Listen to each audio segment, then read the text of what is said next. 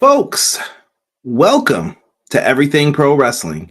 Everything Pro Wrestling is a show by the fans, for the fans. I'm your host, Conrad Cushman. We got Derek right now, but he is knocked out. He's not feeling up to it tonight. So we're gonna let him get a little R&R in. But I got you guys. We are here to talk a little AEW Revolution. We had a Dynamite show tonight, the Go Home Dynamite show to Revolution. Lots to talk about. We got some Ring of Honor stuff that's getting ready to pop off and happen. But let's not waste any time. Let's get to this intro and talk some pro wrestling. Let's get it. Everything pro wrestling, they can never be you. Listen to the podcast here for the people. The best show that's here, so listen in. Let the knowledge begin. The opinion and the lesson. Yes, everyday pro wrestling, they can never be you. Man, oh man, oh man. What is good? What is good, everybody? Lots to talk about in the world of pro wrestling. We're going to try to cover it all and do the best that we can when it comes to this. Dynamite just went off the air. I've got mixed feelings about this one. I really don't know how to feel. You guys let me know what you thought of the show in the comment section, though. Please let us know.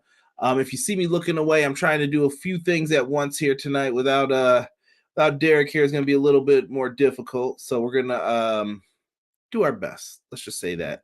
First and foremost, big shout out to Terrell, first person in the chat. We're going to be live and interactive with this one here. Terrell says Saraya and Ruby threw hints again that they'll be joining forces at Revolution. They're playing my games with Jamie. Okay.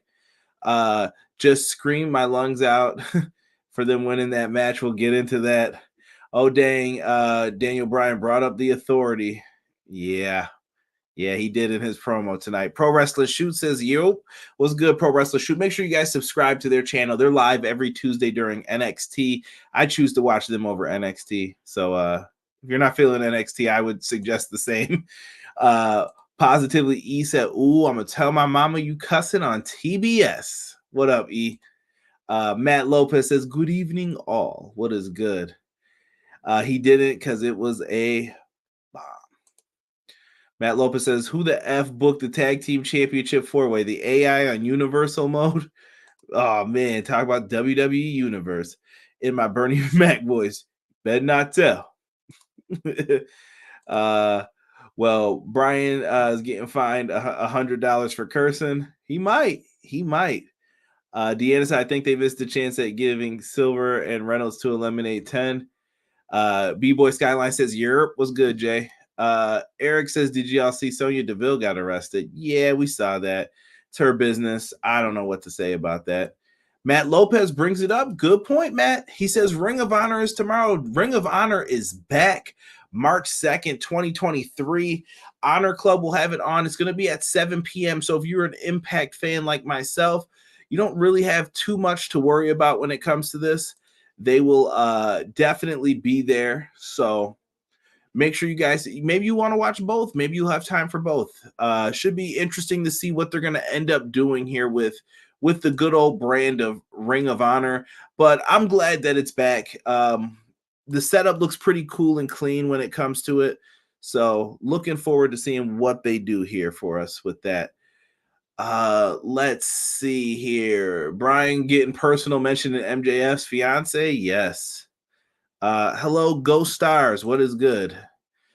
Tonight was interesting, but like a surprising interesting.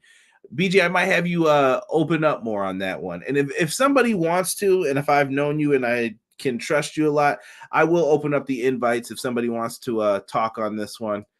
Don't cut Derek's pay. He's having old man issues. Deanna, who you telling? Company cards already suspended. We gotta work on getting Derek fixed up here. OC and Danhausen. What up, Cray? What's good, bro? What's good? Brian saying pin and shoulders is a mat. Well, I can't say that. He's not sick, E. He's just tired, truthfully. For Derek. He's a little out of it. So I don't know if he's getting sick or what, but he was really sleepy tonight. Chad, what up? What is good? Appreciate y'all, man. Listen, let's not waste any time. we'll get into discussing some of the things that happened on the show tonight. Show felt very in some parts of it, you know? Let's get to the opening contest. We had ourselves a championship match. The All-Atlantic Championship was on the line. The champion, Orange Cassidy, who I think has been having a tremendous reign thus far as the All-Atlantic Champion. Dare I say, he might be the best All-Atlantic Champion we've had so far. I mean, Pac was pretty good too, but Orange Cassidy's just been all over the place. He's been putting on some pretty banger matches. He's going up against the firm's Big Bill. Big Bill was undefeated going into this matchup with Stokely Hathaway by his side. Stokely Hathaway still looking like he's going to be someone that Batman beats up and lets live, and then he still comes back trying to do bad stuff. Got to do better, Stokely. Got to do better. Early on in this one, Big Bill choke slams Orange Cassidy through a table. Throughout the match, Big Bill dominated. He used a full Nelson, shaking people around. OC is just about to get a big boot to the face, and he just falls. He just drops down, falls right down, and Big Bill can't hit the big boot. He gets frustrated. On the outside, Danhausen is trying to put a curse onto Stokely. Then he tries to do it to Big Bill. Big Bill then knocks him, and then right before he's going to choke slam him on the apron, Stokely says, no, put him down, and Stokely hits him, shows him that the hand is strong, we'll just say, and gives him a backhand with that cast.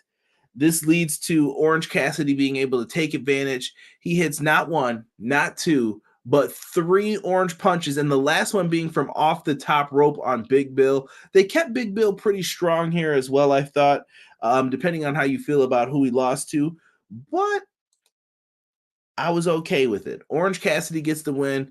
The more I thought about it since last week, because I thought Big Bill could win in a surprising way, Orange has been doing great as the champ, though. Does Big Bill need it right now? I think Orange has been on a tremendous run, and I still feel like Ethan Page might be the guy to take it from Orange. I don't know why, but that's just the feeling that I have from it.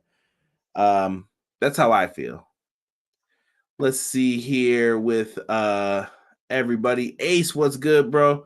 Appreciate you, fam. Throwing up the 2 sweet to you, bro. We're all human. Feel better, Derek. I need machines, Terrell. I need machines around here. That opening match was great and funny, Terrell says. He enjoyed it. Underdog player of the night, Stokely. Yeah, Stokely was great. BJ said, well, I don't hate the unpredictable things, but I don't know if they are the best decisions with some of the ways outcomes could have gone. Big Bill should have won, Chad says. Chad is disagreeing. Rated R Tokyo Mercedes versus AZM April 8th. Death Club Rated R Mafia. What is good, Rated? Appreciate you being in here. Deanna said, can we ditch the Big Bill name and find a better one? Maybe he didn't want them to own his regular name, like his real name, because William Morrissey's his real name. I just don't think, maybe he just didn't want to give up the rights to it, you know? And he was like, please don't trademark my name in case I want to use it for insert whatever reason he might want to. I'm okay with Big Bill. It's weird to say it multiple times.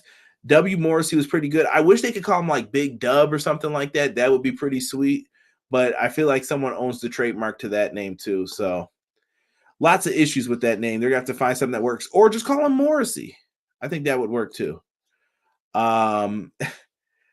Eric Douglas going in about the women's division. I love it, bro. Waiting for Stokely to get up and cut that promo. I am a revolutionary. Don't get that man started, please.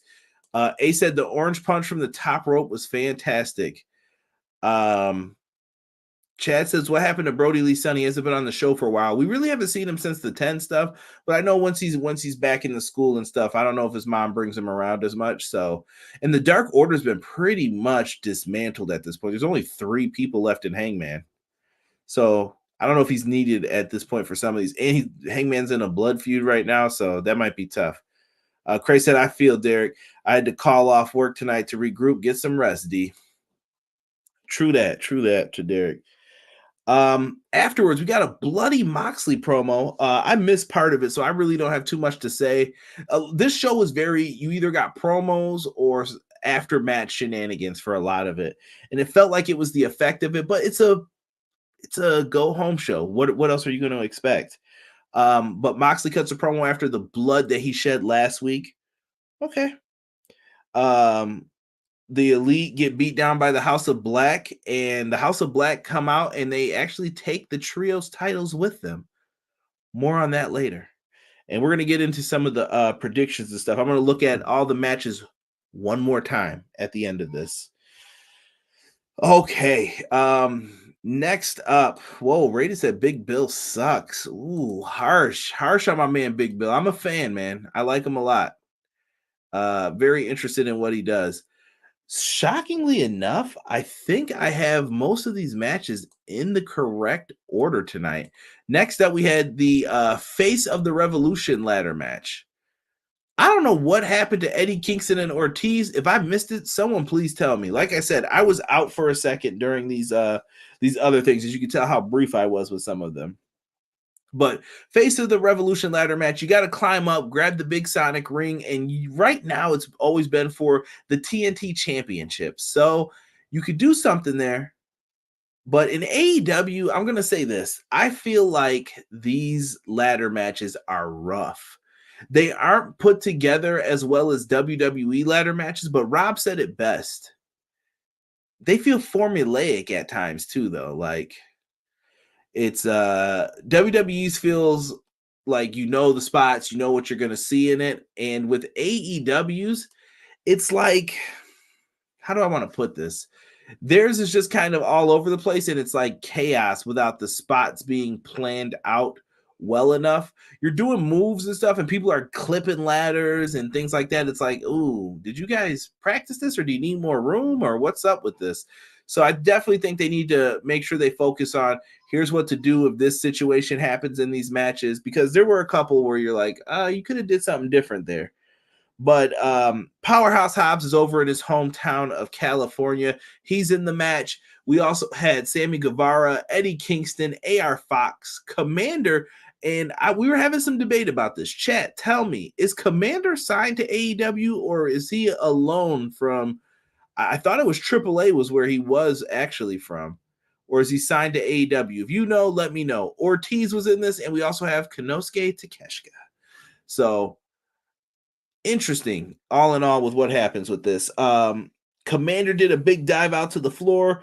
Action Andretti hit a Falcon Arrow on Sammy Guevara. Bro, this looks so nasty. It looked like Sammy had clipped his head on the ladder. That's one of those things that you just don't want to see when you're watching those matches, and it just looked nasty.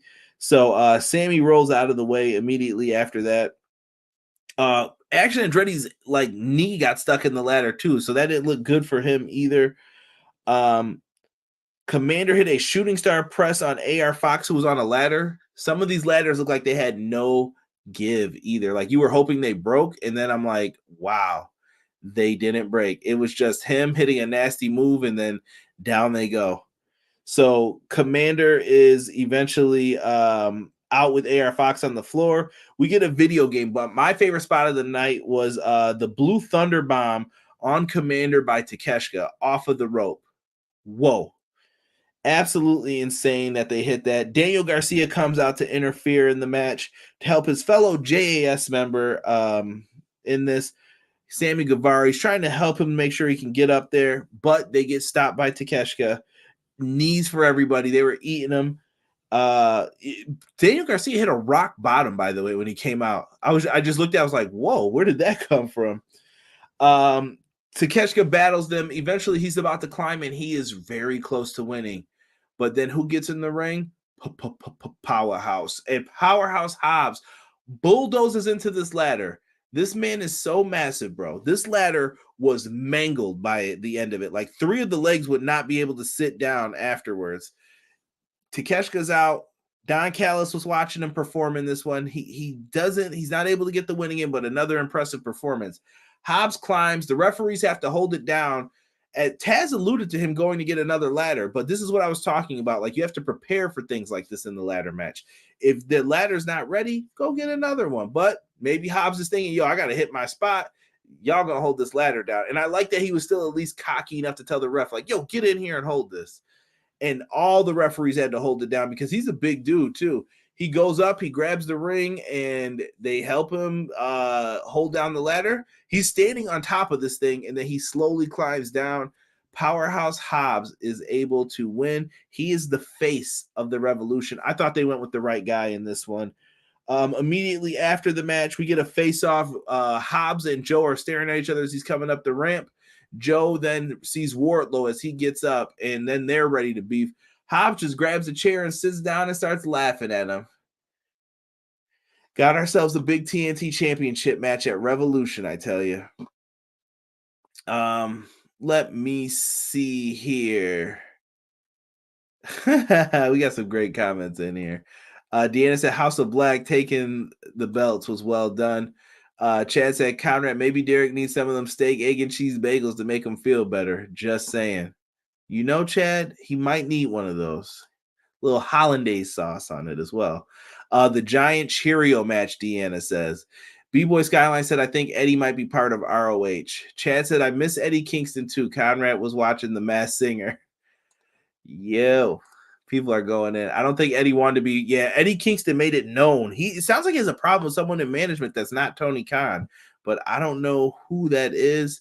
I just hope Eddie's able to stay around. I'm a big fan of Eddie Kingston, and I want Tony to mend some of these relationships right now that are kind of on the rocks.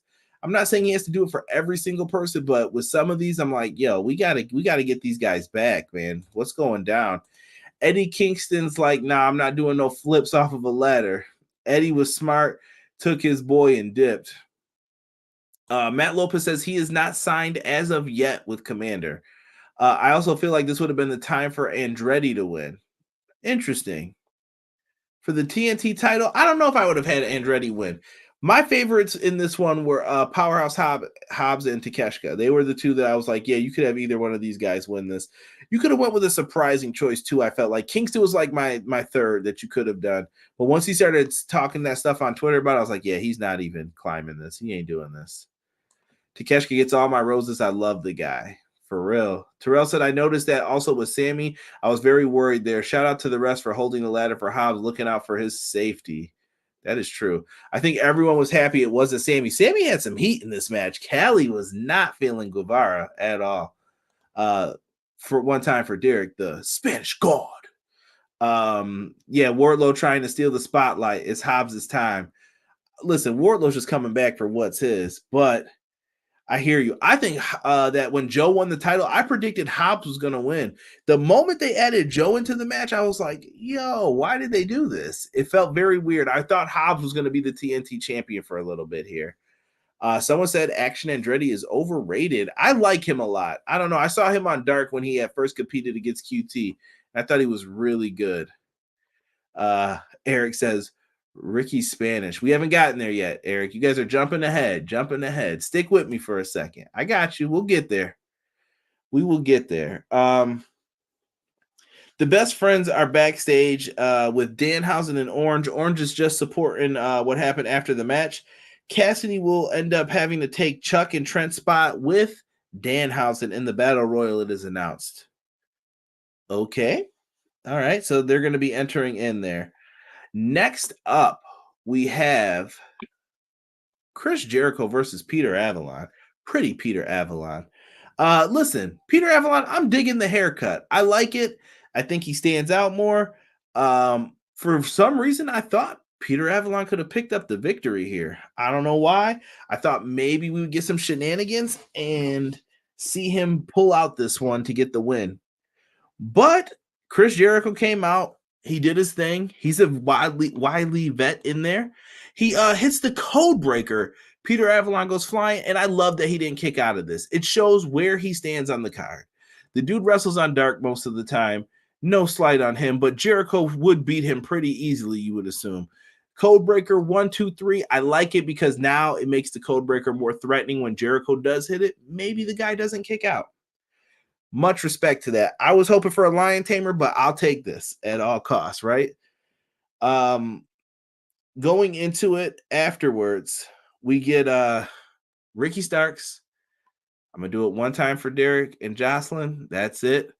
So you guys can prepare yourselves, but it's Ricky Spanish. That's all I got. That's all I got for that. All right. After the match, they put a beat down on him. Here comes Ricky Starks. He runs out to make the save. There's a promo by Jericho, basically running down the city of San Fran, and Ricky is jumped by the JAS afterwards. They left him laying. Listen, Linda, listen, as that kid would say from the famous video.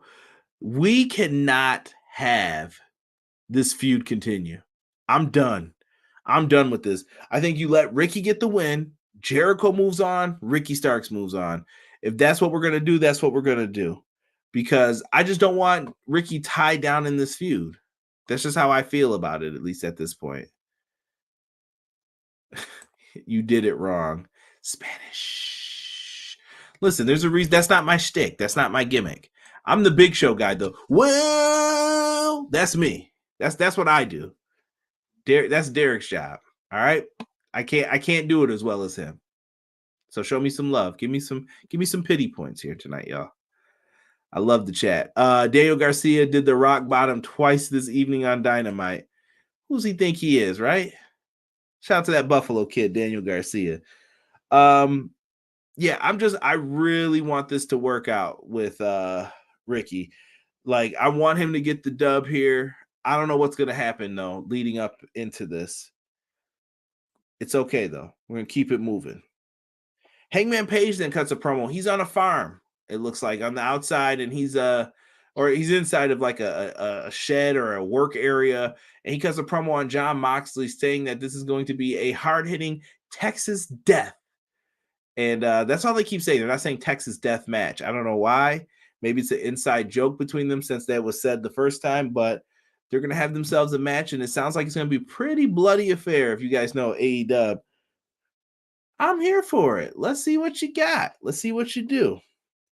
Not mad at it. How did Sick come in just in time to say, keep Paul White off my television? Always happens that way. BJ even yelling the well. A said this feud better end. After that, you need some manscaping. Deanna, I'm going to let you know what? I should have listened to you before, so I don't want to make that same mistake twice. Deanna is right. This show is sponsored by Manscaped. Manscaped.com, promo code EPW show. You put that in, you guys can get some cool Manscaped products for yourself. You guys can get that Lawnmower 4.0, highly recommend. Nose trimmer. They've got the ball toner, ball deodorant. You need somewhere to put those hairs? They even sell the little newspapers in there. Manscaped's got something good to offer everyone. So make sure you guys check it out. Manscaped.com, promo code EPW show. Save yourself 20% off and get some free delivery on your boys. They even have new beard products as well. So make sure you guys do that.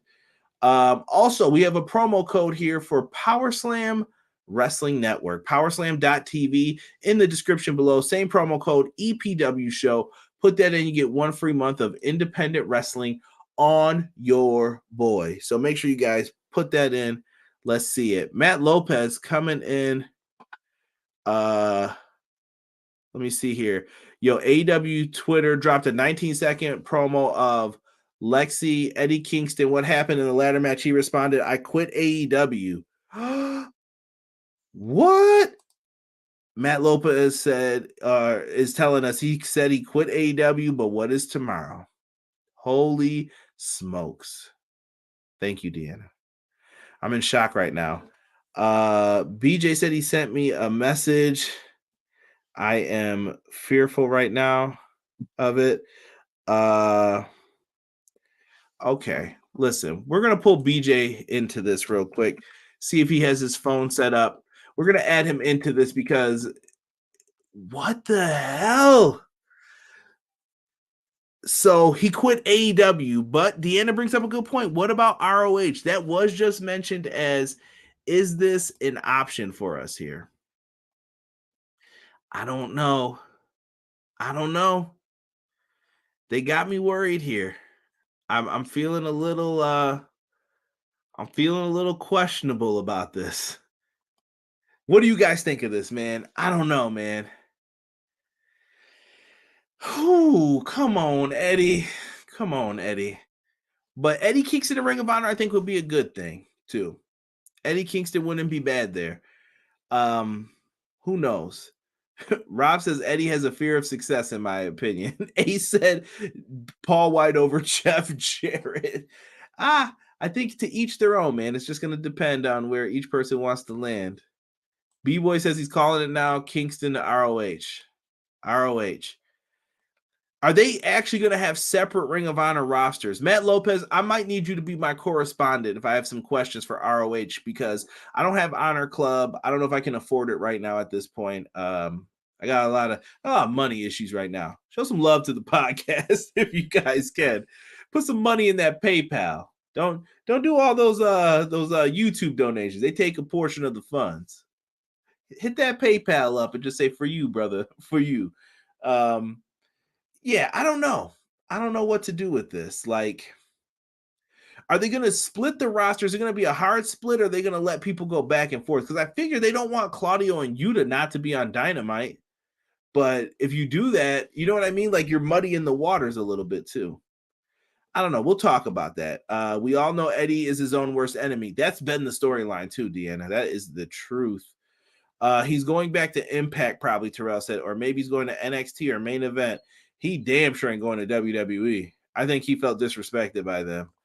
Deanna says, I'd say Impact. From what I know behind the scenes, I don't think it's happening. We've got BJ in the house. BJ, are you ready? Behind the scenes, I don't think it's happening. Boom. Uh-oh. Get a little echo. Hey, what's up? What's going on, BJ? How's it going? It's going, man. Everybody, welcome BJ to the Shizzo. What is happening? Let me know if I got any echo going on, because this was a makeshift setup real quick. But no, you actually look pretty good. I like that background. I might have to ask you where you copped that. Oh yeah, for sure, man. Oh, that looks good. I like it. Yeah, we were just talking the Eddie Kingston thing, bro. Like, what are you thinking on this right now? Well, I was just as surprised as you when it comes to Eddie quitting. I haven't seen the video yet, so I'm wondering, like, does it look like a shoe quit, or does it look like a storyline quit? Well, see, I don't want to give anything away, but I'm gonna say it's probably story, but it's kind of scary because I think he deserves to be on AEW like all the time. So I just asked the chat this question too, though. Is the roster split going to be a hard split? I don't think it is, because I feel like you have Claudio, Yuta, Joe. You have a bunch of people, and I feel like they're going to want them on their television shows. You know what I mean? So I feel like it should be a full-on roster split, minus, like, honestly, I'd probably say the champions. The champions have the right to kind of go here and there because they're traveling defending champion. But right. I don't know if I'd give special exceptions to others. I kind of want it to be its own thing. I feel the same way, and I feel like I don't know if they're going to be able to do that, because how do you sell to someone like, oh yeah, BJ, don't worry, I'm sending you to Ring of Honor. Isn't that the tape show? Don't worry, though, man. You're going to be good down there. You're going to be fine. But some people, I think, would benefit from it. Like, look at Lee Johnson and, oh, my goodness. I can't even remember the dude's name now who joined QT's group at the end there recently. He had the Sting mask on. Oh, Two Dimes is what he was. Yeah, Two Dimes. Like, he hasn't really done too much. So why not have him and Lee Johnson? Cole Carter, thank you, with a K. Why not have those two team up and go to ROH? Like, that's a beneficial situation. Where's Arn's son? He's another one. Put him in ROH. Pillman Jr. should be in that, like, television title pictures. The other guys from the factory in there as well. Right. You brought it up, Spill It. It could be both minus major stars. That's what I'm thinking. Like, I feel like he's going to want Joe, Claudio, Yuta. He's going to want some of those guys to come back over. There's no way. Nick Camarado could benefit from ROH. Nick Camarado could benefit get away from the factory. He's better than that, in my opinion. I feel like that QT, that was it QTV? I feel like that's going to get people away from the factory. and they're gonna make QT some weird peeper or something. I don't know what they're doing with that. I feel like it's gonna be like GTV. They're gonna start adding segments like that in. That's just me. Yeah. Let's get back into this. We just finished talking about the Hangman promo. Christian Cage comes out. My man was rocking the turtleneck. I love it. He looked like a substitute teacher in there tonight, looking for his peeps. Had on them ugly ass boots underneath. Christian's just a heel, bro. How could you like anybody coming out like that? Just like, dude, what are you doing? I thought he was great tonight. Christian might be the second most ruthless like heel promo in AEW. The man is just damn. He's good. I feel like when MJF was leaving, had the plane ticket, we wondered what was going on. That was right around the time that the Christian turn happened. Christian just came out the next week and said, all right, I'm going to do MJF. And did it so well. Like, right. That's probably like, if WWE would have let me do this, I would definitely be making money. But yeah, it's so good when you have that freedom to do that. And Christian can just keep turning it up. He doesn't have to stop at all. And he rode this one into the ground. I thought he did pretty good. He went right in on Jungle Boy's father again. Lights go out. It's not Sabu, as Mr. Warren Hayes would say. Sabu, not Sabu. And Jungle Boy pops up and he's digging a grave for Christian Cage. I don't know how I felt about this. This felt like off base for Jungle Boy's character. I don't know. I agree. And also, I don't wish that this match would be happening in this format, but if you're going to do a segment where you're digging a grave for somebody, you would think it would be for a buried alive match. Right, or something of that nature where it fits in, but it didn't line up, and I felt like if Darby was doing this, it would make more sense, but not Jungle Boy. No, Jungle Boy, even if he fights with his, like, anger, he's still too nice of a character to be that. Yeah, I agree with that. I love it. The crowd was going in on Christian. He did get a lot. He might have been heel of the night, I think. Honestly, I actually love this whole segment. You know, it's good when I'm admittedly liking anything that involves Christian. Listen, the Christian slander has to stop now. All right, no more slander on Christian.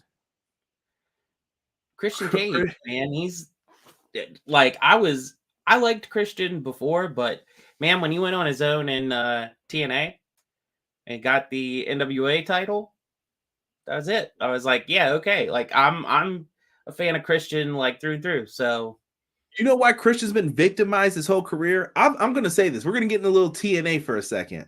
Christian has been victimized his whole career because every time Christian gets something, someone follows him and steals the thunder every time from the dude. Stop me when I'm lying. With Christian, he went to TNA. Kurt Angle came right after, and I was like, dude, I feel so bad for him because he was like, I could have just stayed and made more money if I was going to be back in this spot. You know, not there just yet, but you're going to be behind Kurt. Don't worry about it, Christian. We got you, bro. We're going to take good care of you. I'm in the solid match, but not the main event anymore. What are we doing? And then he comes to AEW, and I can't remember who the debut was after him. Was he before or after Punk? I think Punk was after him, right? Yeah, I think so. And I was just like, here we go again. Stole his thunder.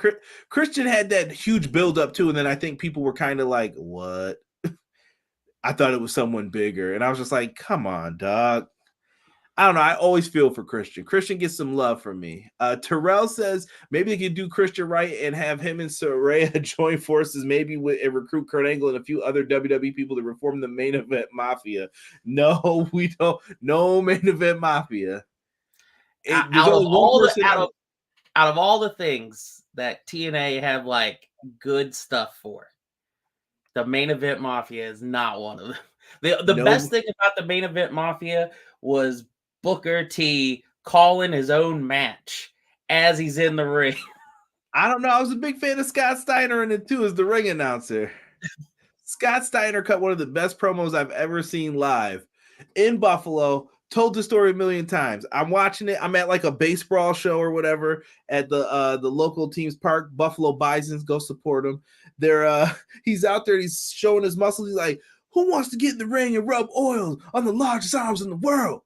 Where's all my freaks at? These girls run up to the gate and line up. I don't know if they're fans or what they're doing out there. The girls all line up at the gate. Security's like, hold on, wait. He was like, get the girls lined up. I'm going to need at least 5 of them to come into the ring. The girls are excited. Yes, yes, yes.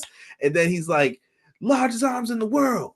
Now, where are these ladies from tonight? And they're like, we're in Buffalo. You can hear someone yell at the background. And he's like, Buffalo? Oh, I don't do skanks. Sit back down, all of you. And I was like, great heel work. The girl middle fingers start flying. People are pissed. I was like, dude, so good.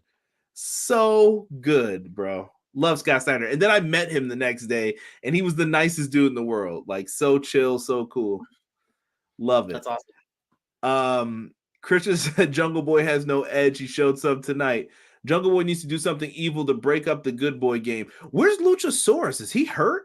Or is it the mask controversy still? I would assume it's probably the mask at this point. Jungle Boy's going to come out in a black trench coat and a black hat. Oh, no. Bro, I'm glad everyone stole the thunder. Dude is trash. Chill out, man. Terrell, you about to get timed out. Chet, what was the name? It was Black Snow and Chet Lemon. That was it. On commentary. Oh, Booker T gonna beat up Xavier Woods, Coach Creed. Yeah. One of the best lines ever. Matt said the Jungle Taker. Yo. Luchasaurus is gonna pop out of a casket. Watch. Yo, don't. I could see Luchasaurus interfering in this now. That's a good point. For the new mask, we don't know who he is at first because that's gotta be Luchasaurus from the prehistoric times. I hope Excalibur doesn't do that. I'll be so mad, actually. Afterwards, we get a Jamie Hayter, Britt Baker promo. More on them momentarily. We're going to get right into it. Next, we have the FTW Championship. Now, see, this is where me and Derek started having beef. This is when he gets tired. So I need y'all, the next time Derek's on, he starts saying hooks matches don't work. He's not feeling them. Tell Derek he's got to actually see a full one before he can say shit like that. All right? I'm going to need you to start calling him out on this shit. All right? It can't be just me. Hook, Matt Hardy, Stokely Hathaway still looks like Batman beat his ass. I don't know what he's doing wearing that. He looks ridiculous, but I love Stokely. It's so good. What did you think of this one, BJ? Matt Hardy versus Hook here. So this is one of the surprising ones for me because I did not expect Matt Hardy to have so much momentum on him. Like, even though there was things at play, I expected quick, like, early interference and that get, Stokely and them like removed. Matt's distracted. He hurries up and hits the red rum and that's it. Like, that way it didn't, but we got Matt putting in some work and made it. We had Hook sell a lot more than what he has previously, minus maybe a match or two. And the thing that I liked best at the end, though, was they were clever in how they did the finish that Matt immediately tapped, because they showed a shot right at the end of Matt smiling at the crowd. Matt tapped quick so that Hook would have to, or so that Stokely would have to face Hook. Now, BJ, do you watch Dark and Dark Elevation and all that stuff? Off and on. So are you familiar like with what's been going on with the storyline? And I'm curious if the chat knows too, like, honestly, if you only watch Dark or Rampage and Dynamite, I definitely want to hear from you too. What do you think of this story so far? Because they've been telling a lot of it, but it's been across all 4 platforms. It's not just like, oh, we've only been doing stuff on Dynamite. They've been mixing it up. It's weird because there's a few points where it seems as though, okay, we might be on the same page as Ethan Page and Stokely.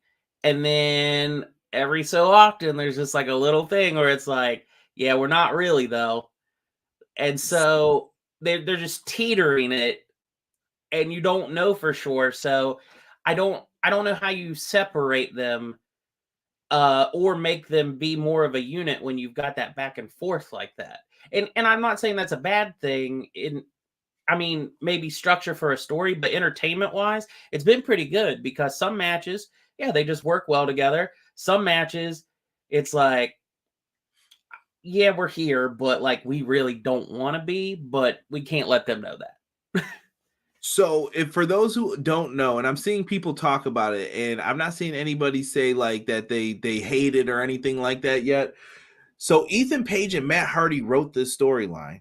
Tony Khan was like, "You guys have free reign. I'm going to trust you. Do whatever you have to do." And they're like, "Okay, what are we going to do?" Ethan Page wins the contract for the firm. They have to do what Ethan Page says. We get all that. And it starts off a little sloppy at first because I'm like, is Stokely running things? Who's in the firm? And I still have these questions a little bit because I feel like it's very mixed up and it's not cohesive. We need to clean that up, Tony, but we'll get to yelling at Tony later.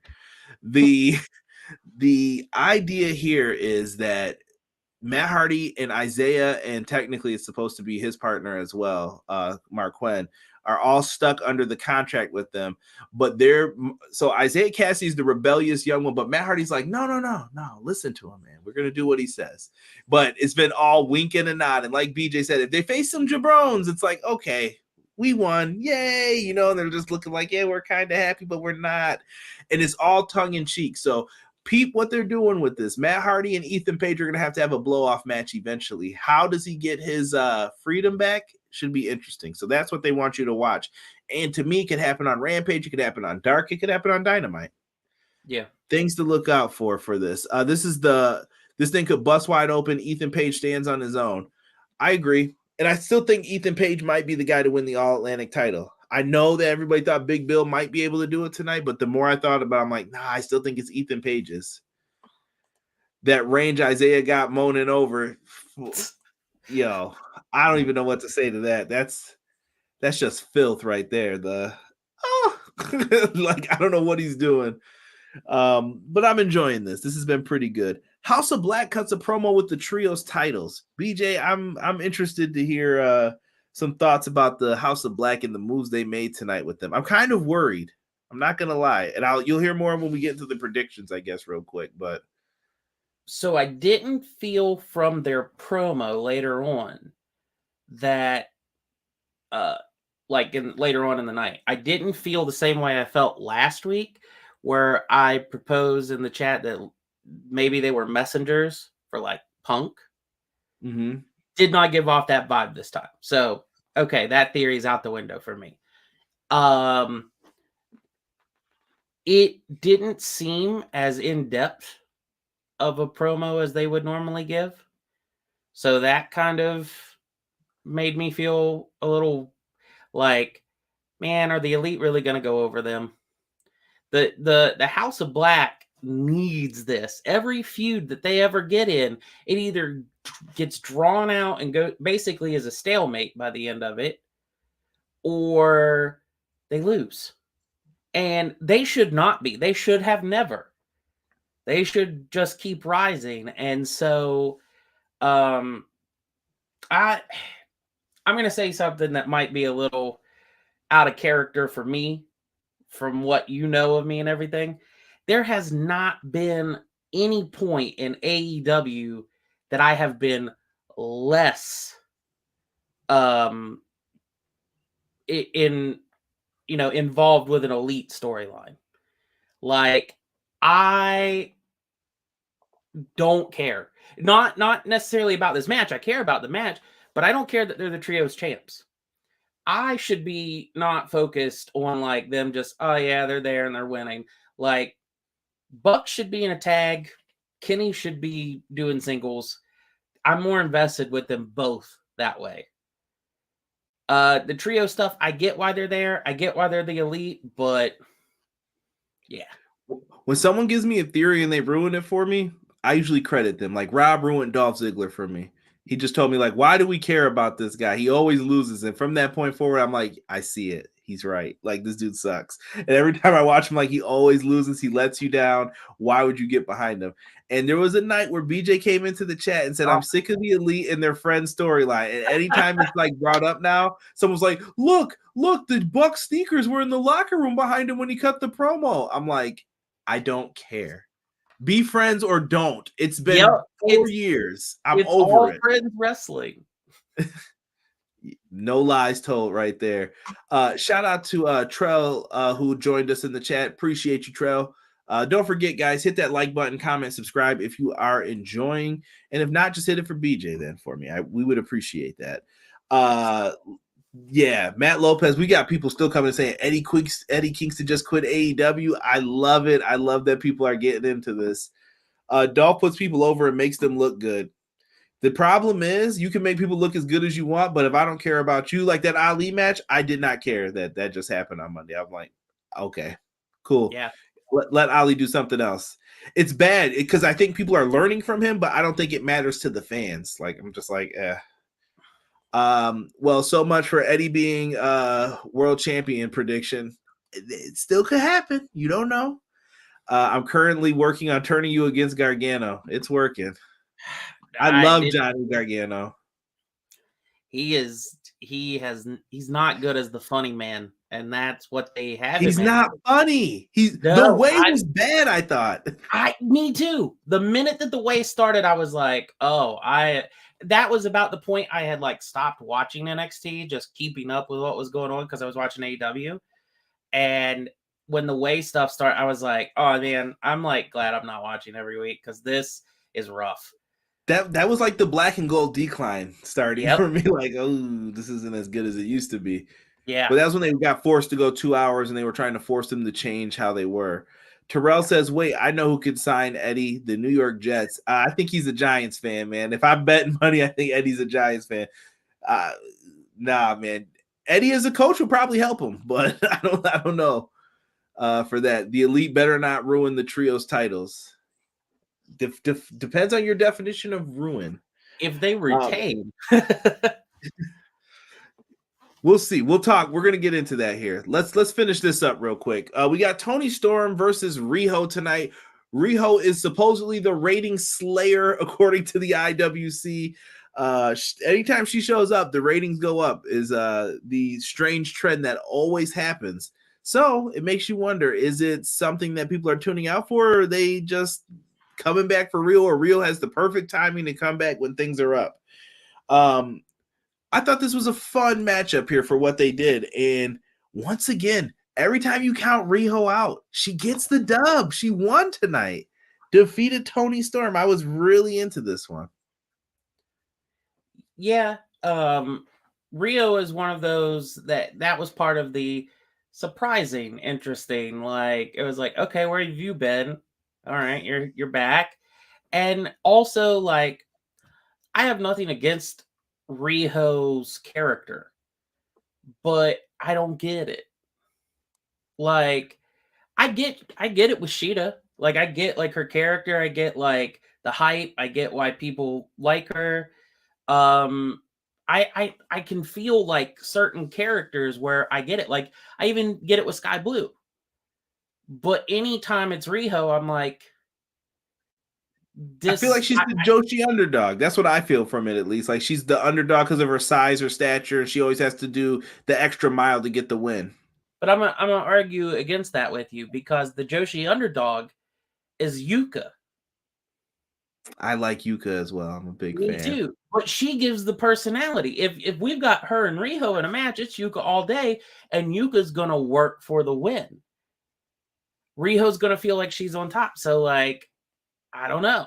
I don't know. There's just something disconnect there I have with Rijo. It's not that I mind her work or anything. There's something there every time. Like, ever since the beginning, ever since she won the belt. Gee, I think you're catching some heat in the chat, but it depends on who we ask here. Matt Lopez, I want Rijo in the women's blood and guts. You could see that. Six has been telling y'all Rijo is that chick, man. Just wish she was around more. Deanna says, I can't get invested in Rijo. Just Conrad doesn't get the Seth Rollins kick. Don't get me started, bro. I don't want to hear about that mid-card character. He's a great wrestler, but I don't get that. How did we get here, bro? How did we get to you dressing funny? I know it's a separate thing, but I've been listening to like you feeling that with Seth. I like Seth for Seth. This whole character. You're talking like in-ring work, Seth? Yeah. Like, me too. Dude, whole career, he should be the world champ. But his this persona, like, I'm going with it. It's whatever.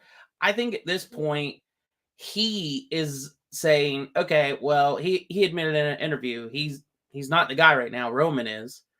But I honestly think that, like, not storyline wise, but, well, kind of. There's only been one person to really take Roman out, and it's been Seth. Seth is like the only person that doesn't fear Roman. So right now, Seth is like, well, they're not putting me with Roman. I'm just going to be goofy for a while. I bet by summer, if Roman truly leaves, I bet by summer this is all gone with Seth. I bet he's back. I hope so, because I have fears right now. I won't even get into it. We saw who booked that Lesnar caca that we saw on. Oh my God. I don't even know what they're doing. How do you manage to ruin my hype for WrestleMania in one night? They found a way to bring it down a level where I'm like, all right, time to lower my expectations, I think. Let me see here. Six said she's the warrior princess, BJ. What aren't you understanding, good sir? With the laugh emoji. E is in here booing you. I don't know if you saw that before, but he put I did see the boo. Come on, E. Seth is rocking this character and owning it, but it doesn't make sense. Do you get what I'm saying? He transitioned from good guy Seth to that Messiah character to I am the drip god. What is this? I don't get it. And him and Becky were doing the same thing. It was weird. I like Seth's character, but telling CJ it was his play on the Joker. But he's a fit. Oh, you guys can't convince me of this one. I'm just not feeling the character. I'll watch him wrestle all day, though. But they better not bury Seth against Logan Paul at WrestleMania. They better not. We'll see. There's 2 belts. It's better than the Monday Night Messiah gimmick. Meaty men slapping meat. Welcome back, Vince. Oh, welcome to the Rijo fan club, Matt says. It doesn't have to make sense. It just works. Oh, I disagree with that. I think it does have to. I think it has to make sense for me to enjoy it a little bit. We got heat, brother. We got heat. BJ, watch your back in the parking lot tonight, all right? When you're making your way out of here, be careful. Keith Lee and Dustin like Rhodes NXT's parking lot. Yeah, that's the roughest parking lot in the land. Keith Lee and Dustin Rhodes. Yo, what's up with Keith Lee in the white robe last week, bro? I thought he was about to serve communion. I'm like, what is this? Like, I thought he was about to come out and hand out the wafers. I was not a fan of what they were doing with that. I'm very curious about it too. I don't know if it's maybe a newer look that he's going with for his, letting his hair grow out. But I'm sure, just like with his jacket tonight, I'm sure he's seen something or it's inspired from anime. That's fine. His jacket tonight had the Akatsuki on it, which is a thing from Naruto. All I'm saying is, once again, it has to make sense. So, Tony Khan, this is what I'm talking about. That's just me talking, though. I don't know. It just, I don't know. Dustin cut a good promo. It looks like they're still getting ready to go up against Swerve a little bit. Should be good. If you got any thoughts on it, I'll get ready to move on. Yeah, it's there. Right? It's there. They're doing their thing. I thought this was going to be a match for the pay-per-view, but it doesn't look like it's that. It's going to be one of those Rampage Dynamite blow-off tag matches, I feel, at this point. And I think Trent will be back to show who he is, and he's a force to be reckoned with. You don't mess with this guy. We'll see. I've been enjoying, though, the Dustin and Swerve feud. I think Swerve's been one of their better acquisitions. It killed me. The attack and just the extra line from Swerve about Black History Month. I was like, where did that come from? Like, I don't know. It cracked me up. It's hilarious. So, like, that's where I'm like, okay, I'm in. Like, let's just see where it goes. I was in. Yeah. This is for what Dusty's done. What? Oh. I love it. You know what I really wanted them to have? A bunkhouse like brawl match or something. I feel like they would do really well with that. Oh yeah. And I like that their first match, it didn't end clean. It was like a brawl. Like they were like, oh no, this is a DQ finish. What are you doing? And it still can continue on. When you use DQs, rarely it's okay. I don't get mad. It's when you do WrestleMania like 6 and there's 7 out of the 12 matches are DQs. You can't do that. Speaking of that, I have something back from the very beginning of the show before I was on here. Something that irked me about that All-Atlantic Championship match. Well, how are we? How are we putting him straight through a table in front of the ref without a DQ? I get the whole it's referee's discretion, but why is the ref saying, you know what, this giant guy versus Orange Cassidy, I'm going to allow that choke slam through the table? What's this ref got against Orange Cassidy? That's what I want to know. All right. I got 2 things right now. Yo, who wrote this? He said Keith Lee's got powdered sugar on his head. Release Scott Steiner on his ass. Sorry, that just I wanted to laugh so bad. I didn't want to do it while you were reading it. Everybody's like, what's wrong with him? So I have 2 excuses that I'm going to make for this. We'll go Attitude Era first. They did it in the Attitude Era, so it's okay. That's number 1. I feel like he's an ECW fan, and that's another reason why it's okay. But 2, I'm going to go New Japan reasoning. It happens on the outside. There's no DQs on the outside. You do have to make it in by the 20 count. If that's what Tony's following, great. If not, you know what I mean? But then why did we hide the cash shot from earlier? Yeah. You get into these weird conundrums with all of it. And that was a great hope spot, too, I thought. Because for a second, I thought Matt Hardy was going to be the FTW champion for like a split second. Yep. What are you doing? Really? Really? Every time that I think of Steiner and Main Event Mafia, that's what I think. I think of the Samoa Joe. Yeah, Deanna said it's a 10 count out of 20. Yeah, in Ring of Honor and New Japan, they use the 20 count, though. That's what I was just saying. Like, okay, you got time to get back in. You'll be fine. They did it in the Attitude Era. Derek, make it a shirt. Oh, we'll be waiting for that one for months. You better tell BJ first. All right. I still got to do that Player Haters one. Yeah, we got that one. They did it in the Attitude Era. It's always an excuse. Listen, I knew they were going to be felonious excuses. I'm not saying that. It's still weird, though, like BJ said, like, let's just do a table spot and let's not call anything.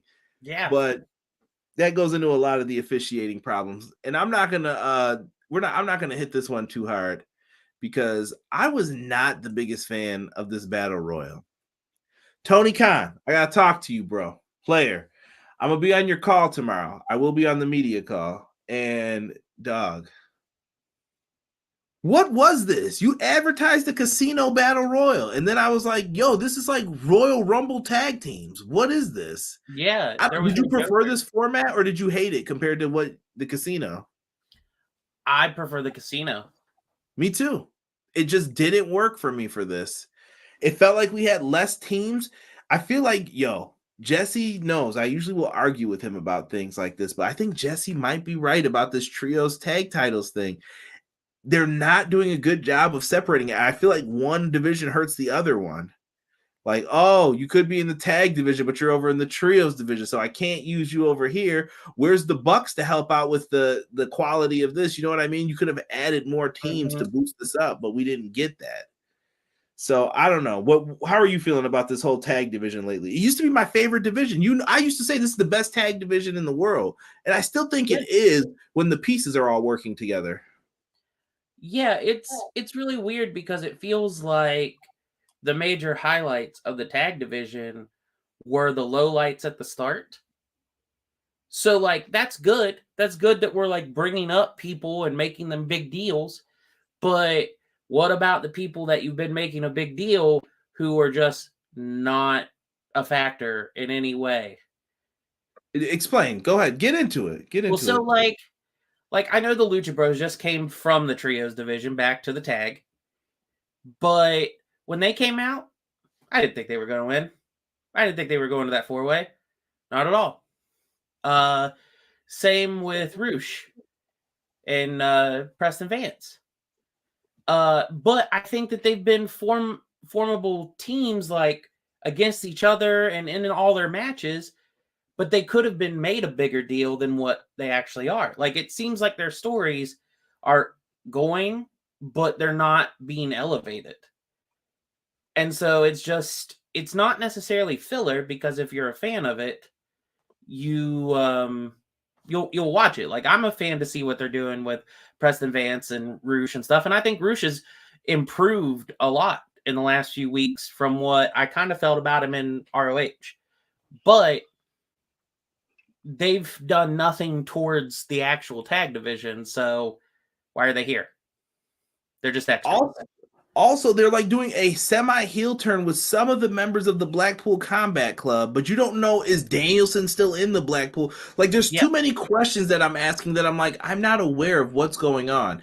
And maybe their roster page would help if it's broken down by the groups as well. Like, if you're like, who's in the Blackpool Combat Club? Okay, it's these 4 guys, or it's these 3 guys. That makes sense. Who's a trios team? These guys are a trios team. This is a trios team. That's a trios team. With all the promos that they do on the Road 2 shows, which, by the way, should totally be integrated into the actual Dynamite show. Maybe not a full 16-minute long episode of one, but you pick a couple, put it on the show as well, because they're really good, and I feel like they're just being wasted. Well, they use part of the Danielson one, I'm assuming, right? With that hiking on the hill. I assume that's where that came from. I think so. Yeah, but, so they used it for like one match tonight. Yeah, but normally it's nothing. But how much does it take for a 30-second clip of, Danielson going up to Claudio and them saying, "Hey guys, I got to do this on my own for right now, so I'm not out, but it's see you later." That's it, and it could have been done. And I think that's where you run into these issues with Rampage as well. Like, Rampage could be used for that. The problem is they're trying to jam so much shit into there that you're losing time. This is why I said with Ring of Honor, let's use this to alleviate that so you could tell more stories. And now you're like, okay, I got 3 hours to tell a Dynamite story. How would I do it? But then I got a whole separate hour to do it. Yeah. That's how I think they should do it, and try to weave in some of the stories. But if you're going to have ROH still doing this, you're going to have the same problems that you have now. You're going to say, oh, I don't know how to fix this. Yeah. People were not feeling this at all. I'm just going to skip to the end. Lucha Bros were in this. Aussie Open didn't win. We come down to the final teams. I don't know. Mark Sterling's guys beat up the Lucha Bros, and I'm like, this is the best we've got for the Lucha Bros. Like, no offense, but Mark Sterling's guys have been treated like jabrones. And don't get me started with them and the Trust Busters. What's been going on with that? Like, maybe I missed something on Dark one week, but sometimes the Trust Busters are hanging with him and then they're not. And maybe that's how Mark Sterling gets money. I'm trying to piece it together, but I feel like I'm trying to tell my own story versus knowing what the story is. Yeah, it feels like sometimes the Trust Busters are a group and sometimes they're not. But, like, make it make sense. Listen, BJ, we're gonna get into this. I'm not even gonna get into the Danielson MJF segment here in a second, but the idea of this, does Tony Khan need writers? I feel like he needs to have a Vince Russo, Ed Ferrara. I'm not saying he needs like 30. He doesn't need a raw roster group of writers, but 1 or 2 to help him put these shows together and weave it in and out. Tony can approve it. He can say, this is my idea. What do you think? I like that idea. I can make that work. What do you think about boom, boom, boom, boom, boom? But he needs someone that's going to hone his ideas and then sculpt it for him.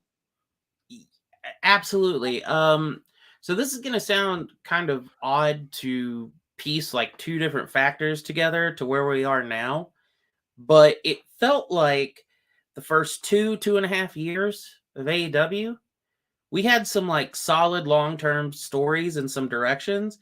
And it almost felt like looking back at it, did maybe Tony, like, while they were prepping for the launch for the things that he could control at that time, did he maybe already have that scoped out? And then now he's running week by week. He's busy. He's got the football team. He's got the soccer team.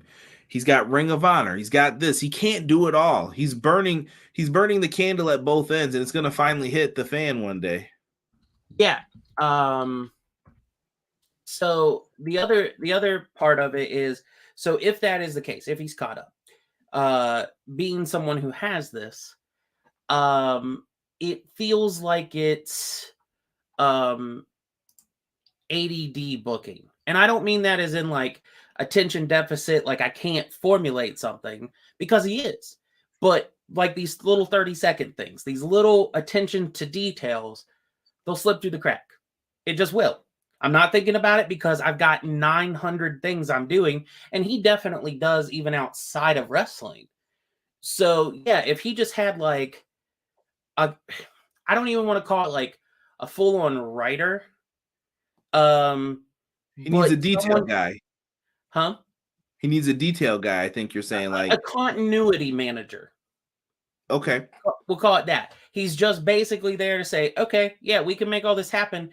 I see that there's a little hole here and a little hole here and a little hole here. How about on Wednesday we film this segment, film a little segment here, put it in, and that way everything makes sense. If they're on YouTube, you could at least say, well, I put them up on YouTube, or they were featured in Dark. Watch Dark, and you could have saw that I explained what happened here. Yeah, but they don't even say that. Some people are going to argue, well, who cares about Dark and all that, but that's true. Shout out to my bro, Sean Hubbard from Hubbard Wrestling Weekly. Clash of the Podcast is live every single Monday at 6:05 Eastern Standard Time. Come listen to me and Sean as we break down all the latest and greatest in pro wrestling. He also has a t-shirt store that's open as well. Good stuff, man. Type it in, TeePublic, Hubbard Wrestling Weekly. He's got some cool shirts up there. Show him some love as well. Yeah, he needs a second to help him with double checking the writing. Either way, even if it's a couple people, maybe it's one person for each show that's like, overlook this for me. It's not a problem. Like, I don't know why it hasn't happened. If he thinks that like having multiple people is him like losing control, maybe he's got some control type of stuff there. But I don't know. I really think if you just had also trusting people too, because a lot of stuff leaks and you could tell they get pissed about that too. Like, why did this leak? Yeah, that's true. But yeah, if he just had someone that he could be like, here, I wrote like this direction in the story. I wrote steps 1, 2, 4, and 5. Please fill in 3 for me the best way that you know. Yeah, I don't know.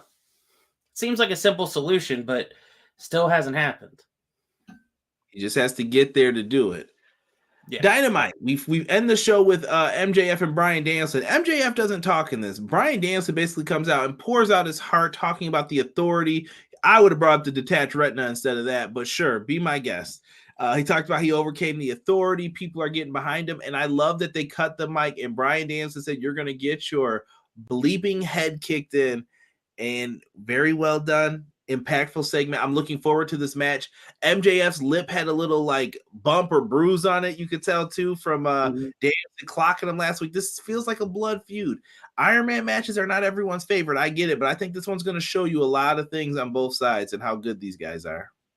Yeah, I agree. I have this feeling that with this Iron Man match, especially, it's not going to be like the Iron Man matches that we've seen most recently.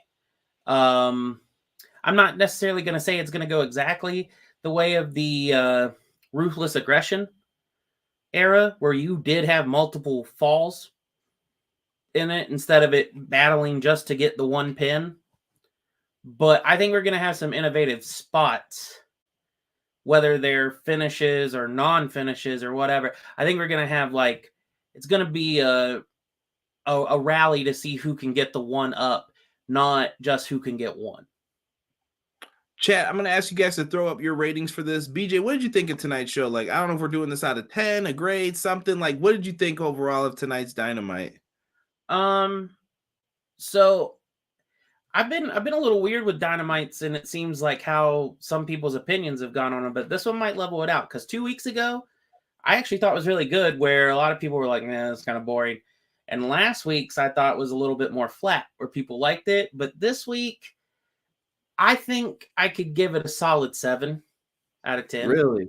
Okay, I'm still staying in that like 6.8, 6.7 range. Like, you're passing, but I ain't going back to write home about this. Like, it was so great. So I think because it's a go home show, that helped make it be a 7.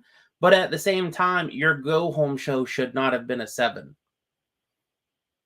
It felt very clustery as well, where I'm like, something doesn't feel right here with this, and I don't know what it is. I don't know. AEW's been in this weird flux, and I know we keep talking about the Punk stuff, but like I said, this is going to be the conversation until All Out, I feel like, and probably beyond that. This is the new Montreal Screwjob, so brace yourselves for it. AEW has felt very weird since this all happened, so I don't know. People are, how does Jade not have a match on this Sunday's card? This is why she needs a storyline. Well, I think Jade is going to get added to that later on down the line. I feel like some people aren't being patient with some of this stuff too. You have an Iron Man match on this card. We don't need any more matches added to this. I promise you. It's going to be the same thing that it always is. Huh? It's going to go long enough. Yeah, we're still going to be up at 12 reviewing the show for you guys. Trust me. I'm going to be sitting here like, why did I do this? And I have business to tend to the next day, and I'm going to just regret it. I know it. But we'll see. Deanna says 7.75. Ace says 6.8. Matt says 7 out of 10. Wow. Tokyo being harsh on my girl Saraya. Solid show. Don't know what stuff. What they stuffed so much into. Yeah, they did a lot tonight. That was the other thing. It just felt like boom, boom, boom, boom, boom. Like AEW doesn't just give you a chance to breathe, and I hate that sometimes. Yeah. They're vamping Jade for Statlander too, I think. I don't know when she's coming back, but they've got plans. We're going to run through these predictions real quick. Chat, give me yours, even if they've changed. I know we did them on Monday, but I want to get BJ's predictions real quick on some of these. BJ, we got JAS's banned from ringside. Chris Jericho versus Ricky Starks. This feud has to end, right, in your eyes? Like, feud should have already ended. He beat him. Like, I don't know what we're chasing here. He won. He beat him clean. It's done. Why? So all signs to me lead to something screwy happening. But I think it's a red herring. I think Ricky Starks gets the W. I think I'm going to go with Ricky as well. I feel the same as you because I've heard a bad scenario and I don't want to mention it to everybody, but just know something that we say in the chat every week that people don't like. If it happens, just know I will be pissed if they do this. But I think Ricky needs the dub here more than anything. I do have a fear, though, that someone mentioned to me that Ricky said in an interview he wants to be an actor in 2 years. I don't know if it was said exactly that way. Ricky, please don't get mad at me for it. I'm hearing this from a fan. I didn't go out and search for it after. But they said Ricky mentioned that. And that's, to me, another scary thing. Once I start hearing that stuff, like when Batista said it, too, that's when I feel like Batista became the number 2 to Cena automatically. Like, oh, you want to go act? Why would I push you? I have nothing for you. You're using me to go somewhere else. So why would I help you? Wrestling's a dirty game, man. It's very strange. So you got to be careful when you say stuff like that. But I do think Ricky could have the chops to act, though, too. Oh, absolutely. I'll stick with you on that. So Ricky's in. Orange Cassidy and Danhausen. If we didn't mention it before, they eliminated Butcher and the Blade to win. I really thought you could have put Butcher and Blade in there instead to be different, but whatever. Orange Cassidy is going to be in another match here, and he's been killing it, so I can't really be mad that they rewarded him, but at the same token, I just didn't like how they set this up. You got Jeff Jarrett and Jay Lethal, the Guns, the Acclaimed, and Orange Cassidy and Danhausen in on this. Do you have a favorite? I predicted the Guns. I think I'm going to stick with them for now, and that they're going to win this. A lot of people thought FTR were going to be in this too, for the record. So there is something that my gears are turning as I saw all this play out tonight. Orange Cassidy seemed hurt, and then he still wrestled, and he still hurt, and then he got jumped. Is he going to be ready to go? It's definitely something to think about. So if he's not, does Danhausen pick a new partner, or does a whole new team? Because I think it would be awesome to see Warhausen on this show. You could see that. I don't know if they're ready to bring Warhorse back. I don't know. It's felt weird because out of all the TNT challengers, he's the one guy that I'm like, I'm surprised they didn't sign him when they had the opportunity to, because he was out there. He's a popular indie name, and they just didn't pick him up. They were kind of like, thank you, appreciate you. We'll give you a call if we need you again. Yeah, they pulled him back on Dark at one point too, and it was still the same thing. But it would be a nice little surprise, I think. Terrell's got Orange Cassidy and Danhausen winning the belts. So I'm gonna tell you, I'm with Matt Lopez. It's my world. Oh no! I can't. I'm not typing it in right now, but this would be the point where I all caps with the sirens. You're gonna see him strutting with some AEW gold. People who work backstage should not be in roles that counts for Jeff Jarrett and the Elite. When I say that, Jeff Jarrett being out there, it's gonna be wild. They're gonna steal it from the Guns. Wow, the wild, crazy veterans just do it again. Mm-hmm. Someone said the Guns, so we're seeing everybody. I haven't seen anyone pick the Acclaimed yet. I think Sean did. I think Sean said the Acclaim will win back the titles. So this is going to be interesting. I feel like that one's a crapshoot. I'll be interested in that one. I like ones where you can't really pick it. So that should be good. Let's get to the TNT Championship here. We got Samoa Joe, the king of cable, baby, versus Wardlow here. Or excuse me, the king of television. What am I saying? Woo, that's going to be dated in a little bit when you guys hear that. Wardlow and Samoa Joe. Does Wardlow get the belts back here? Hashtag War Daddy. Yes, he gets the belt back here so that they can make Samoa Joe, for a select amount of time, only be seen on ROH. I think that's a strategic move. And then you get the Haas fight between Powerhouse and Wardlow. If you go back to Joe won the belts at Full Gear, right? Mm-hmm. When you go one pay-per-view to one pay-per-view, there's a lot of crap that happens in between. I'm like, yo, Darby's been the champ since then. A lot of stuff has happened. I thought that Powerhouse Hobbs was going to win that triple threat, and I still feel like he should have been the TNT champ in my heart. But Joe did such a good job that I feel like you can't slander Joe's name because of how well he did with the belt. It's tough, but I want Hobbs to be in a successful situation. Matt Lopez is yelling for Joe. He said TNA will never die, baby. Deanne is in the house writing War Daddy. Deanne, I stuck up for you on Clash of the Podcast on Monday. I said the ladies love Wardlow. I don't know what you're talking about, Sean, but Sean, this is proof right here. I see that for Wardlow myself. Like, I'm been a fan of Wardlow. Like, he's to go off the criticism of him being like Goldberg from Monday's episode. They put the chance there to make him walk and did that like Goldberg, but he can do swantons and everything else. That dude is not Goldberg. That dude is his own thing. He just had a couple little sprinkles of Goldberg magic trying there. Yeah, and I just don't think they wanted to ruin him. I think that could be why they pulled back a little too. Like, yeah, because if he gets stuck in that Goldberg thing, people are gonna hate him, and we don't need that. Right. We got the sirens going. Of course, East putting it up for Double J. So I'm taking Wardlow to win this. I think that's the smart money. That's the story. It seems like he gets the belt back. He'll face Hobbs later on. Not feeling it? Or are you going with Joe? No, I'm going with Wardlow. Oh man, Jocko Robertson in the chat says Sunday is my birthday. I'll give you a little sneak peek early. I don't know if you're a Simpsons fan, but happy birthday, Lisa. Lisa, it's your birthday. Happy birthday, brother. Happy early birthday. If you got time, if you're not busy eating cake and ice cream and stuff like that on that day, come on into the Revolution stream. Let us know. We will send you a big birthday shout out. I'll try to make sure Derek's up for it. I'll make him sing it to you. We'll give him a good shake here. 25. Congrats, brother. Congrats. That's a big age.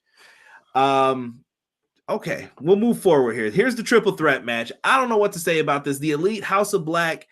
Listen. we're going to talk about something uncomfortable here. And I know, BJ, people don't want to talk about this with me because I'll defend this. My boy CM Punk better be allowed to come back, or I'm going to hate the Elite from a management standpoint. I'll be like, I don't want them in there anymore. Because why would Roman Reigns sign? Roman Reigns wants to be the top dog and do top dog shit. You're not going to let him because then you got to listen to these guys who are wrestling. Fuck that. I'm done. Like, no top guys coming over there for a long time until they get sick of Vince and Triple H's shit. That's the only way you're going to get people. They don't need the belts either if the plan is to have them feud with CM Punk and FTR. If you can pull that off, which it's not looking likely tonight. After I saw Dax's messages, he talked about the Pinnacle stuff today, which yikes, does not sound good. BJ, you can go full in on this, man. I'm going with House of Black. I have a feeling they're going to do the right thing still. I hope. When they had the belts, I was like, crap, that's not a good visual to see. I don't like seeing that before the show. Anytime I see someone hold the belt like that, I'm like, you're going to lose. Why are you doing this? Yeah. So what do you think? So I'm going to go a little bit in the past and a little bit to the future on both sides of this. So what you've been saying about Punk, the Elite, all of that. I have never been so torn on anything in wrestling as much as I'm torn on this because Montreal Screwjob, it's like, oh, wow, you screwed over Brett. And like, I understand your worry, but it wasn't really warranted. And yeah, they screwed Brett. In this situation, because Brett screwed Brett. Let me not start that shit. The narrative. Maybe if you take Deborah out of the equation, you could get Brett screwed Brett. No, I'm just kidding. But I have to make a shirt of that. Take Deborah out the equation. Yeah. So the sorry, that cracked me up for a minute. But anyways, so this situation, especially because we don't know all the details, it's got me so torn because I'm on both sides, if that makes sense. There's about the altercation and stuff. I actually do look at Punk as the one who took it to an unreasonable level. I see that as Hangman and Colt took it to it. See, but it depends. We don't know enough of the backstory to know, because I'm like, I could see it to where Colt either whined and complained to people and took it too far, and then they're like, no, you're my buddy. I got your back. I'll make sure that doesn't happen to you. And then they're going after Punk. Punk's like, yo, I'm going to defend myself, motherfucker. Like, I got Tony in my back pocket right now because I'm his champ. Don't do this to me because I'll make sure you're ended. And then it just turned into a jockeying of power situation, maybe. I don't know. But I'm sorry, I interrupted. No, you're good. You're good. But yeah, I don't know. I'm so torn on it because I genuinely like the Bucks and Kenny, and I've always been a fan of Punk. This, while I was watching it, though, as I was watching the press, I was like, this is not good. Like, Punk, what are you doing? Don't do it like this. Like, in the moment, I was feeling like, oh, shit. Like, not good. But there are some times where I'm seeing there's so much support for the Bucks on this situation that they don't want Punk there, but it's by people that you wouldn't suspect, like, taking a side. And it's like, example, Jungle Boy most recently. I understand that he's friends with the Elite, but he doesn't seem like someone who would be stirring the pot on it. There was a spot that was ruined for him. That last banter at the last pay-per-view, though, with the guns. Yeah, they said something, and Jungle was like, well, I'd rather be booked on the pay-per-view. And they were like, oh, well, we would be booked on the pay-per-view, too, if we got dressed with the EVPs in their locker room and hung out with the boss all night. Jungle Boy's perception to me, and I didn't want to say this earlier, but it's kind of ruined. I'm like, yikes. I don't know. Like, that made me look at him like, are you really good? Or now, like, you start to look at someone with scrutiny now because of that. Because I'm like, are you actually good, or are you in this spot because you're friends with somebody? Right. Yeah. I'm so torn on that. But it has made the Elite coming back flat for me, pretty much. I liked the build of, is Kenny 100% and Kenny kind of doing the Kenny stuff. Kenny in New Japan, phenomenal. Kenny AEW, static. And I think that's the American style too versus what he's doing, because you can do one match over there and build it up and go crazy. You can't come over here and do that style every week. Kenny will be done instantly. Yeah. But I think he should bust it out more often than he does. Like, I feel like we haven't seen that New Japan Kenny Omega match. I don't know if he's waiting for Okada because he's an artist, so he's trying to tell these stories. But if I'm Tony, I'm like, what the shit is this? Why am I seeing this with Will Ospreay? I need that over here, baby. Like, what do you want me to do? The other thing that I really worry about with them too is that whole like potential, hey, we're not going to renew contracts if you're bringing Punk back type of thing. And now with the news of Kenny probably getting the 9 months tacked on to November, like, I really want to see how this plays out, because if that happened, I'm just going to be real with it. I like I said, I really like the Elite, but if this is a real situation, immediately I lose all care for them as more than their matches, as like investment wise, because that's petty. And I would want Tom Petty. And yes, and I would want Punk and FTR back and let them go to WWE. Let them try it out. Let them see that they're not going to get what they got here, because that's doing bad business. I'm going to retort some people in the chat. I find it odd that there was that Discord message this week that slandered Punk and basically said that he booked all of this stuff with Tony Khan at his house in LA. Did that happen? Maybe. I don't know. I can't defend Punk in some of these situations. Like how he behaved at the scrum, I can't defend that. That was how Punk felt, and that was Punk's choice. I get it. He aired his dirty laundry. He probably shouldn't have did that. That wasn't the stage or place to do it. But guess what? We're people will say shit like that. I'm the person I respect someone telling the truth to my face than doing that lying, smiling in my face bullshit. That pisses me off more when you do that behind my back. But it's business, and that's what people want you to do sometimes. Okay, I get it.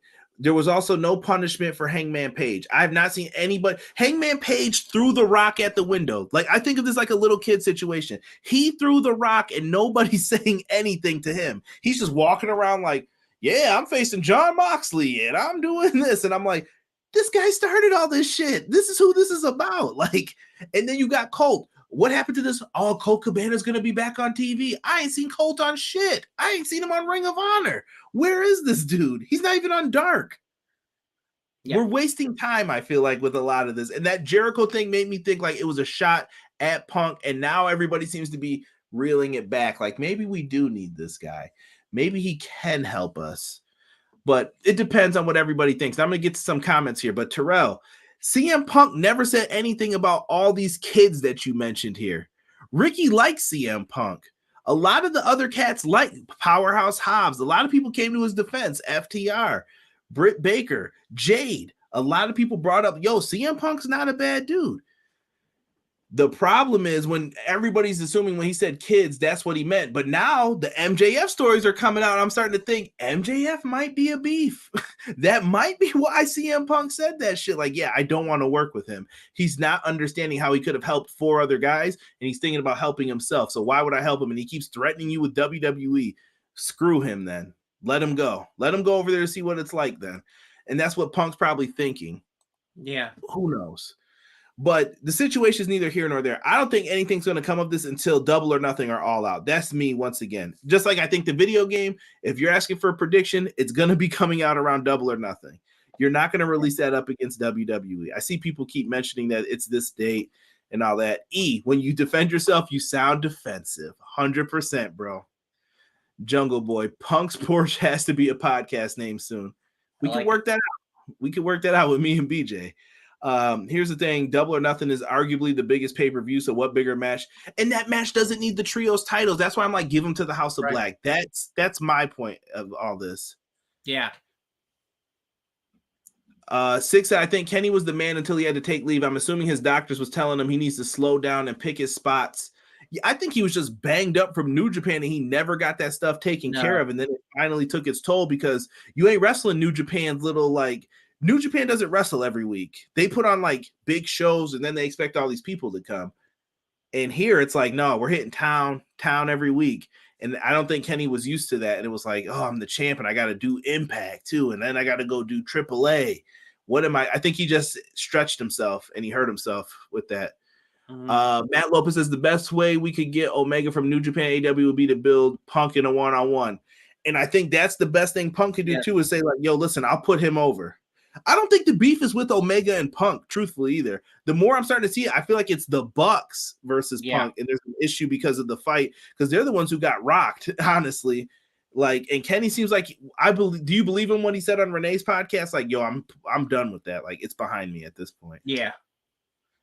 I really believe him when he says that. Kenny, but at the same time, that is what he said. And then the very next week when they were in Chicago, he had a GTS in the middle of the ring. Just saying. Oh, yeah. Yeah, and then and you can argue like the Punk defenders will say like, oh, that was taunting him, but then the Elite, you don't know who's right in the situation because one herring changes the story each time. If you find out Larry the dog got hit in the face with that door, this changes all of this. All the dog lovers are gonna be like, yo, you pieces of shit. You did that. I would definitely go after you too for doing that. Oh yeah. We don't know. Six said, plus we don't know where Kenny's head is after those 9 months added to his contract. That's part of the deal, though. Like, Tony paid you for that time. He ain't going to give it to you for free. Nah, man, I think Vince would give Kenny and the Bucks the world if they go to WWE. I think they will, too, right now. Prediction, BJ, because I don't know if I'm going to get to talk to you before this again. Do they go? If you're presented with the ultimatum, either Punk stays or we go, or vice versa, what do you do? Because all I hear is there's too much, there's not enough room here. And Sean got into it last time. Yeah, I'm just saying, hypothetically, pick if you had to pick one or the other. If the ultimatum's there, I let him go. And the Elite? Yep. And the reason I say that is, as Six said, Vince would give him the world. He really would. That first contract. And then they're going to think everything is great and nice. And that next contract, they're doing dance-offs. They're wrestling Omos on Raw. Yes. It's different. Like I said, not everybody's Cody. And I think Cody's going to regret it. Like, I think Cody's coming back to AEW when this contract. I think Cody will be back too. I think he's going to be cool for the next couple months. He'll be all right. But then once he's out of that world title picture, it's like, now what do we do with him? Well, how do you feel about feuding with Theory? And then we'll see him against Elias on Raw. And I'll be like, what is this, dude? Yeah. You know, it's going to be shit like that. Yeah. So to get back to the match. So present, I pick House of Black. Okay. And now to flip onto the other side, this future that I was talking about, I want to see, and I'm kind of throwing out the prediction, which I was doing that a lot before, but House of Black wins, gets in a feud with the Dark Order, ends the Dark Order by those three joining the House of Black. And that would be better. Being the first actual, well, I guess the Jericho Appreciation Society, but more than 5 members of a stable. Like, and actually working as a unit rather than Jericho Appreciation is kind of in 3 different places, but unless it's Jericho. Right. Next contract, they're going to feud with Jinder. He said Dashing Stardust Rhodes. Oh my goodness. Don't kid. Yeah. It could happen. You could be right. I think you and Rob, have been in full agreement. And I think Casey and others, most of the people have said it, dude, Dark Order is done. I know why you wanted to keep it around and you couldn't turn them heel really because everyone's still thinking about Brody Lee. It's time to end it. Someone asked me tonight, like, hey, when's the next time you think we're going to see Brody Jr.? And I'm like, I don't think we need to for a while. I think Brody Jr. doesn't have to be on the screen anymore. He could be in the backstage skits and stuff helping. You know what I mean? I don't mind that, but he doesn't need to be on TV. And I think that those guys need a reset at this point. Silver and Reynolds, if you're not going to do that with them, send them down to ROH and let them just kind of be a team down there. I think that they would benefit from some reps down there.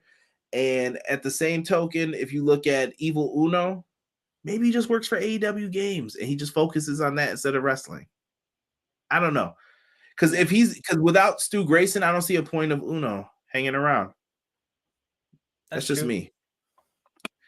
Let's get into the women's triple threat here. We got Jamie Hayter, Saraya, and Ruby Soho. I have predicted Jamie Hayter will retain, and I think we're going to get more layers to the story, and I'm predicting women's blood and guts. I'm staying by that. The minute you predicted that, I've been on board, and I'm hoping for that.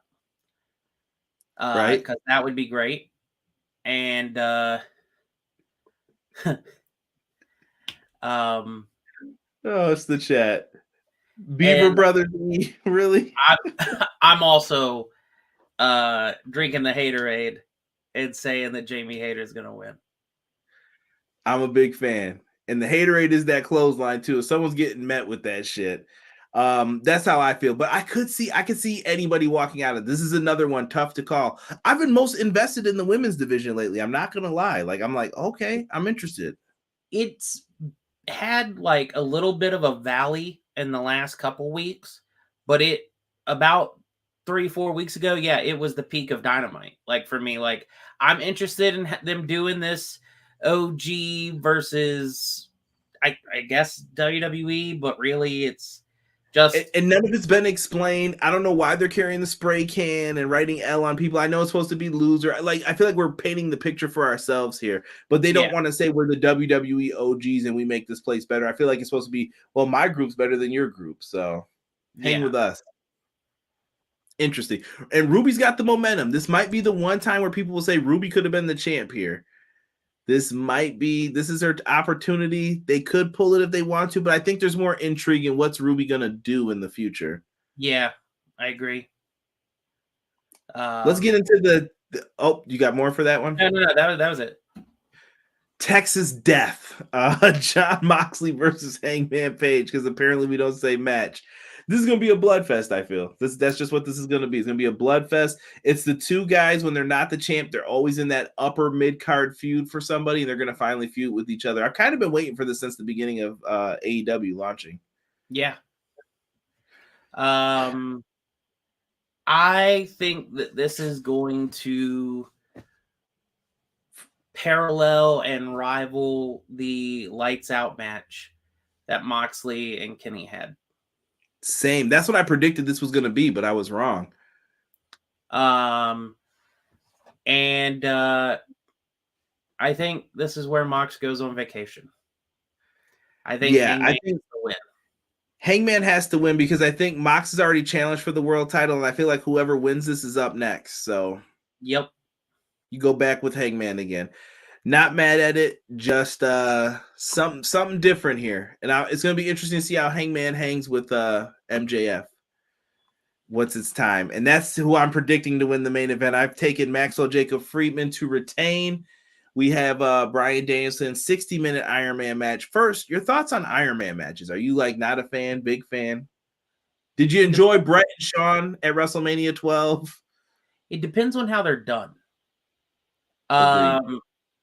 Like the Iron Man match that Danielson had with Hangman, really liked it, but it was because they went the distance without people knowing that it was gonna happen. It's kind of like Okada and Kenny when they did a Broadway. Yeah, like that I like. I like when there's not a lot of downtime.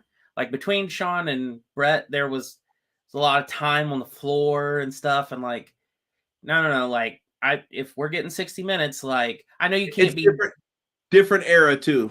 Yeah. How you wrestle and the styles too. I always said that match would have been better if you were going to do it with no falls. You should have just had a straight up match and let it go an hour. People would have been more like, oh yeah, they kicked out again. Yeah. I think people would have been more impressed. But how do I phrase this?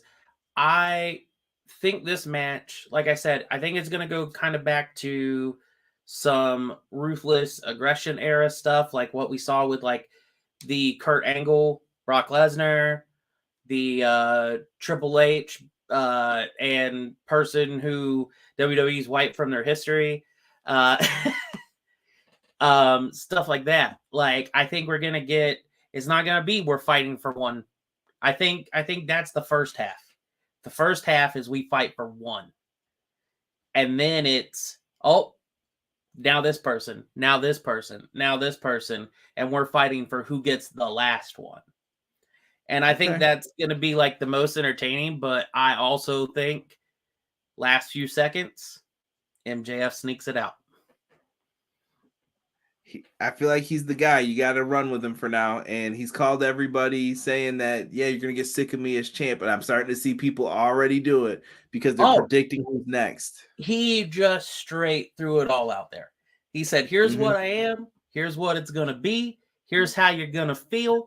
Now that I've said all of that, when you do it, don't get mad because I already called this. Like, I already said this. So when you're upset at me, be upset with yourself because you bought in. Congratulations. You played yourself. Yep. That's how I feel it's going to be. But listen, I'm going to wrap this thing up. I appreciate everybody who came out here to join us. I owe a special thank you to BJ who sent me a message adding himself in here. Couldn't have done the show without you. BJ, do you have anything you want to promote? Something you got going on? Working on anything? Right now, so I gotta lay down the pieces, but I'm a little worried on the Vince stuff. I'm waiting like probably one more week just to see how the next week's Raw is. But if it seems like there's more of a glimmer of hope that Vince isn't in full control, I have a piece on Cody that I want to do, and I kind of want to do it through your audio feed on people are getting the wrong idea about what Cody represents and why they're for or against him. And I'll just leave it as Cody represents hope of the wrestling fan. Okay. That's depending on how next week's Raw goes, you can watch for that. Okay. Well, if BJ sends it to me, it'll go up on the audio feed. So make sure you're subscribed to those as well. Also, make sure you guys like and subscribe to the YouTube channel videos, and make sure that you keep it locked with us because after Revolution goes off the air, we will go live and have a review for you guys. Even if it's too late, make sure you guys got your notifications turned on. You can always go back and listen to it the next day. We always appreciate the love that is shown. We are going to enjoy this time. And I'm hoping we get some Fight Forever news. I've been kind of quiet about a lot of the WWE and the video game stuff. I don't want to be the guy who's doing like 2-minute videos yelling about some rumor of Best Buy when I know it's not true. So yeah, make sure you guys keep it locked here with Everything Pro Wrestling. For myself, and everyone knows that they love a BJ. So shout out to my guy BJ for helping us out tonight. We are out for this episode of the Dynamite Review. See you all Sunday for AEW Revolution.